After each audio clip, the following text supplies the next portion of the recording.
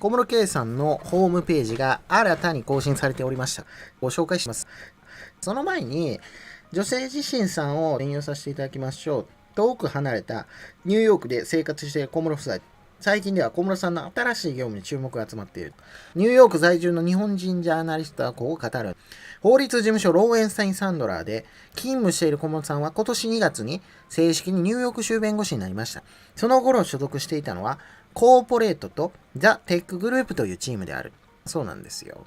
で、テックグループって部署再編してると思うんです。それが6月中旬にグローバルトレード&ナショナルセキュリティ、国際貿易と国家安全保障というチームに移動したわけです。そしてさらに2ヶ月後の8月下旬に新チーム内で新しい業務も担当することが判明しました。LS のホームページによれば新しい業務はエマージングカンパニー、ベンチャーキャピタル、新興企業とベンチャーキャピタルとベンチャーキャピタルインベストメントと、ベンチャーキャピタル投資であると。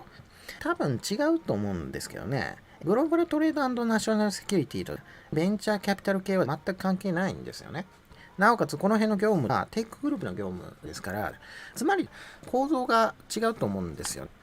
女性自身さんが言ってるのはこのリレーティドエリアのことで、コーポレートとザ・テックグループがあって、エマージングカンパニーズベンチャーキャピタルがあって、ベンチャーキャピタルインベストメントがあるんですね。確かにパッと見追加されてるんです、8月にね。あ、飛ばされたかと、たらい回しにされてるなと僕も思ったわけですよ、最初は。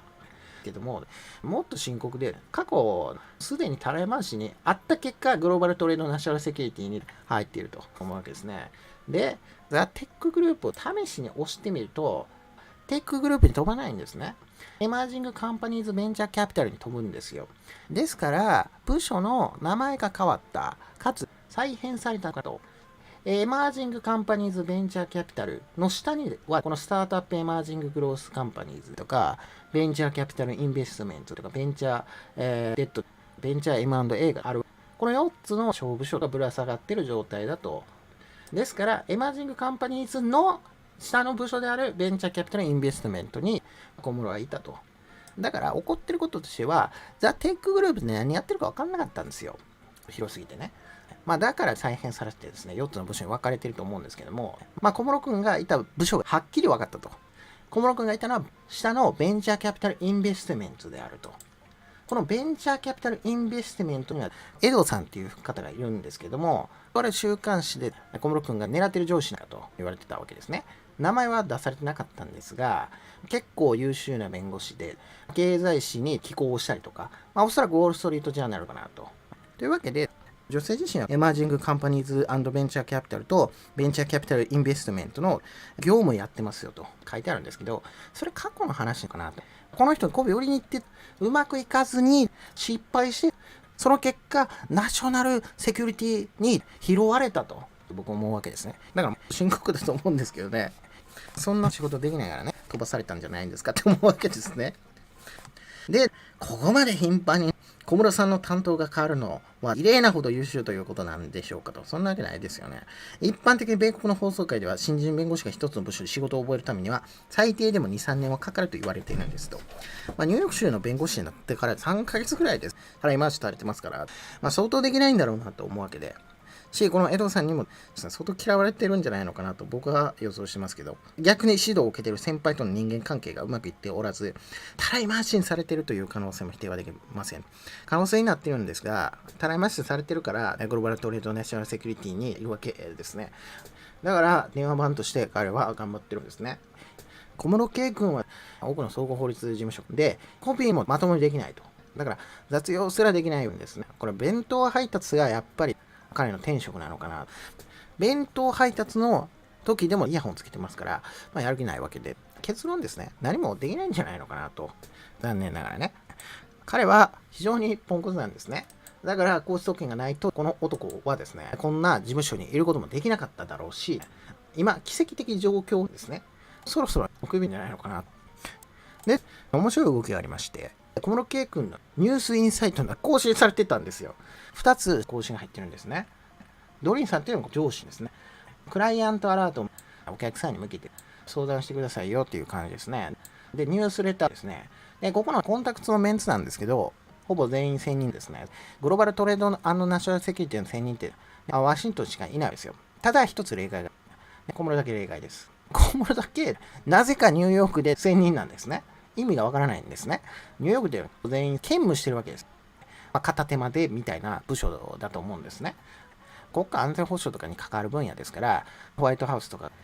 各種省庁があるワシントンの方が有利ですよ。なので、ワシントンに偏ってるんですけども、そこに入れでこの男がいるんです。だから僕は左遷なんじゃないんですかって、ジェトロとかモリス・ニューソロジーとの関係とかを考えれば、秋潮に派遣されて、小室君夫妻のですね、サポートを任せられた人間ですから、頑張ってねじ込んでるんだろうな。だから女性自身にあるようなインベストメントはもうダメだったから飛ばされてるんですよ。このクライアントアラートがです、新しい法律ができたんですよ。CIARCIA という、企業さんが未遂の攻撃とかあったら、レポートを義務付けてる法律なんですね。これは対応しないといけないんで、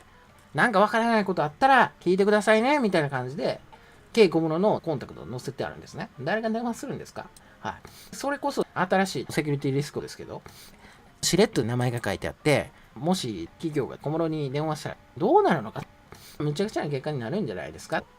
それからニュースレターの方は、輸出管理とかセキュリティ関連のニュースが書いてある。ここにも小室がおるというわけですね。一切関わってないと思いますけども、小室がいるってわけですね。で、小室は下から2番目になってるわけですけど、下の人はアドミンさん、いわゆるチームですから、小室が一番下になるわけですね。そして、小室の上にいる方々はもう全員ワシントンですね。だから小室だけニューヨークにいて、正直暇だと思うんですよね。小室って何のためにここにいるんだろうと。ニューヨークにいる意味って全くないですよ。本当に窓際族っていうのは、そうなんじゃないのかなと思います。ニューヨークで仕事あると思いますか？こんな国家安全保障の仕事でさ。結論で言うと、インベストメントがもうすでにクビになってて、おそらくニューヨーク総領がね、多分、必死こいで仕事をあてがってるんですけども、彼に古い仕事がなさすぎてです、飛ばされていると。小室だけニューヨークで働いてるんです。それ仕事ないでしょ。だから暇だから遊び回ってるんじゃないんですか。ちょっと仕事をやってる風に見せたいから、クライアントアラートを飛ばしていてね、小室は多分関与してないと思いますけども、連絡先に小室の名前があると。小室に連絡したらこれどうなるんでしょう。それこそセキュリティリスクであると、そういうふうに思いました。はい、以上です。それでは皆様ご一緒に地下室お疲れ様でした。ありがとうございました。小室君っていうのは、もうローエンスタイン・サンドラーにとってのトロイのモグワなんですね。これ間違いない。はい、以上です。はい、じゃあね、地下室。